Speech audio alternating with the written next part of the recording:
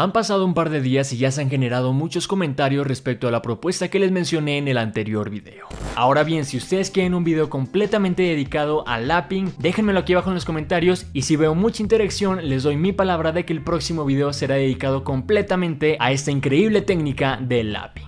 Bien, ¿qué les puedo decir? Lo prometido es deuda, así que el día de hoy estaremos viendo qué es lapping. Para esto voy a intentar ser lo más claro y lo más práctico posible con dos finalidades. La primera para no confundirnos demasiado con lo que voy a explicar y la segunda y la más importante para que el video no se extienda de más. Así que primero vamos con qué es el lapping. Lapping de una forma muy resumida es la subtécnica, muy importante, subtécnica, esto voy a entrar más a detalle a continuación, con la cual vamos a poder complementar desapariciones, cambios, teletransportaciones, etcétera con cualquier tipo de objeto siempre y cuando este sea de la rama de close-up o magia de cerca. ¿Y cómo se lleva a cabo? Gracias al regazo. Para quien no sepa qué es esto, muy sencillo. El regazo es esa superficie que forman nuestras piernas al sentarse y al unirse. Esa superficie en donde podemos dejar caer objetos es el regazo. Y es precisamente esta zona la que nos va a poder permitir hacer esta subtécnica. Y ahora, ¿por qué subtécnica y no una técnica? Esto es así porque, como les acabo de comentar, esto es un complemento. Es decir, con el lapping tú no puedes llevar a cabo una desaparición, un cambio, etcétera, etcétera. El lapping es solamente un extra que nos va a ayudar a que el efecto se vea de una forma más auténtica, más profesional y sobre todo mucho más impactante. Para poner un ejemplo más claro, la técnica sería desaparecer la moneda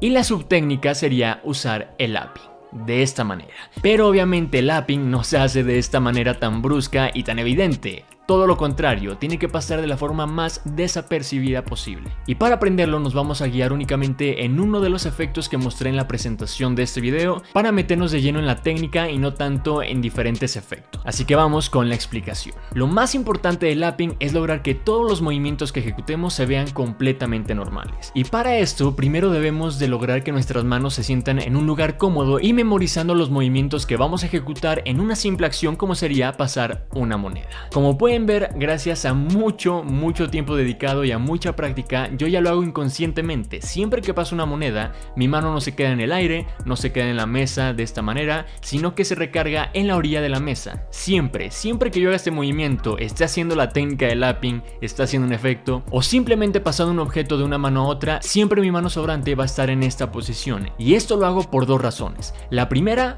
por mí, porque si yo me acostumbro a hacer este movimiento en cualquier efecto donde no utilice la subtécnica de lapping, entonces automáticamente todos los movimientos que yo haga con cartas, con monedas o con cualquier tipo de objeto va a terminar en esta situación. Mi mano siempre se va a encontrar de esta manera. Y con esto lo que estamos logrando es que nosotros nos acostumbremos y no pensemos demasiado al momento de realizar los efectos. Ahora, la segunda razón es para que el espectador vaya acostumbrándose a nuestros movimientos. Si nosotros estamos haciendo una presentación, un show y todo el tiempo estamos haciendo desapariciones o estamos cambiando cartas, pero siempre con las manos aquí y nunca llevando la mano hacia atrás, cuando nosotros hagamos la técnica de lapping se va a ver demasiado evidente que lo que estamos haciendo es algo diferente. Van a empezar a dudar de este movimiento.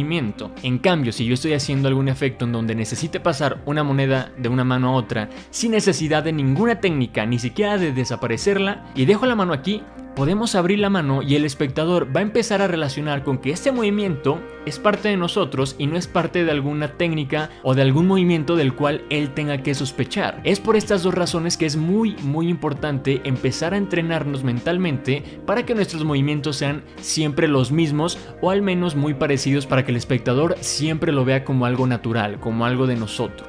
Dicho esto, el lapping se puede hacer de diferentes maneras. Lo podemos hacer tanto en los dedos, en esta posición, llevando la mano hacia atrás y siempre haciendo movimientos muy sutiles. Como pueden ver, aquí parece que ni siquiera abrí y ya tiré la moneda. Es muy sencillo de hacer, no necesitas abrir la mano por completo porque ahí sí, aunque estemos muy acostumbrados a dejar la mano atrás, si la abrimos en un momento inesperado, el espectador va a notar que hicimos algo completamente sospechoso. En cambio, si llevamos la mano hacia atrás y aprovechamos este movimiento y esta mínima fuerza que nuestra mano está haciendo al llevar la mano hacia la orilla de la mesa, dejando caer la moneda, no va a ser nada sospechoso para el espectador, así que siempre aprovechen ese tipo de situaciones. Y al igual que puede ser en esa posición, también puede ser en con este clásico empalme que muchos magos utilizan para la desaparición de monedas. Aquí tengo la moneda en mi palma y ya lo único que tengo que hacer es rápidamente soltar un poco el dedo pulgar para que el músculo que se encarga de apretar la moneda pueda dejarla caer de manera completamente libre. Ahora, como repito, en sí no debemos utilizar una técnica específica para realizar el lapping.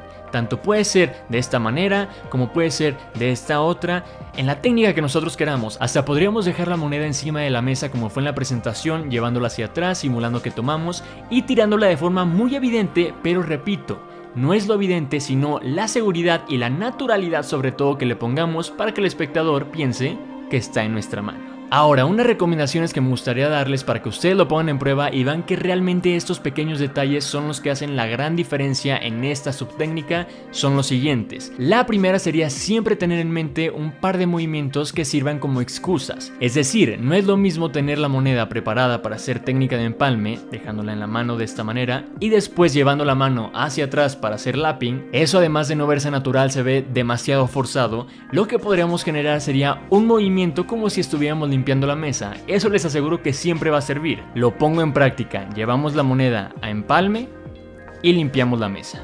Como pueden ver, es algo muy natural. Realmente la mano para limpiar no va a empezar de adentro hacia afuera, porque nadie lo hace así. Siempre las personas que quieren limpiar una superficie van a empezar de afuera hacia adentro. Es algo automático que las personas hacen por sí solas, ni siquiera es algo que se tiene que pensar, simplemente limpiamos de afuera hacia adentro. Y son precisamente ese tipo de acciones las que podemos aprovechar para que el efecto se vea de manera más natural. Ahora, la segunda recomendación sería teniendo objetos extras, por ejemplo, una baraja de cartas. Si yo dejo la baraja de cartas hacia atrás, ya tengo la excusa perfecta para que mi mano, en lugar de irse hacia adelante, venga hacia atrás. De igual forma lo pongo en práctica. Colocamos moneda en técnica de empalme, llevamos hacia la otra mano y nuestra mano se puede quedar todavía en esta posición. Esto lo estoy haciendo adrede para que ustedes puedan ver que nuestra mano está adelante y ya cuando utilicemos la baraja podemos decir, ok, vamos a utilizar esta baraja para realizar el efecto.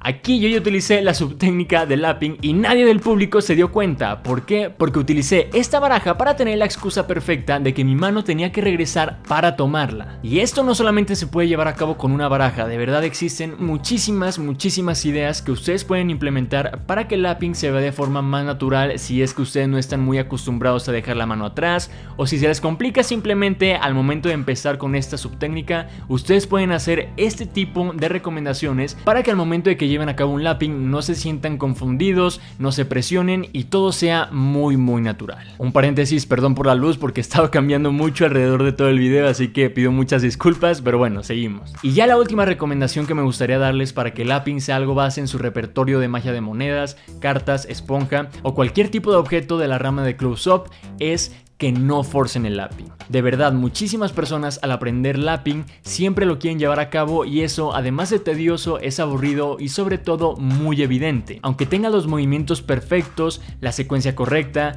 o el momento adecuado para llevar a cabo el lapping, va a llegar un punto en donde el espectador lo va a notar porque va a ser demasiado evidente, así que no quieran hacerlo todo el tiempo. Esto es como un baile. Un baile necesita de una coreografía con diferentes pasos para que llame la atención. Así que tengan eso en la cabeza. No es lo mismo siempre estar dejando caer las monedas o dejando caer cartas a tener una moneda, desaparecerla, jugar como si realmente hubiese desaparecido, tronar los dedos, aparecerla y terminar con un lapping haciendo que la moneda se quede en medio de la mesa, que esto queda muy bonito a siempre estar tirando monedas o siempre estar dejando la moneda en forma de empalme. No, la razón principal de estos videos es precisamente eso, que tengan un repertorio demasiado extenso para que no siempre estén haciendo lo mismo y puedan impresionar al espectador como ustedes lo deseen. Y bien, eso fue todo por el video de hoy. Espero que realmente te haya gustado. Creo que sí quedó bastante claro, bastante conciso y sobre todo resumido para todos ustedes. Así que si te gustó, déjame un like, suscríbete, un comentario acá abajito, comparte, activa esa campanita para que siempre te lleguen los videos nuevos del canal. Y bien, ponlo en práctica, deja que tu imaginación fluya para que crees cosas completamente impresionantes y sobre todo únicas en el mundo. Haz magia, que el mundo lo necesita, y nos vemos con el próximo video. Bye.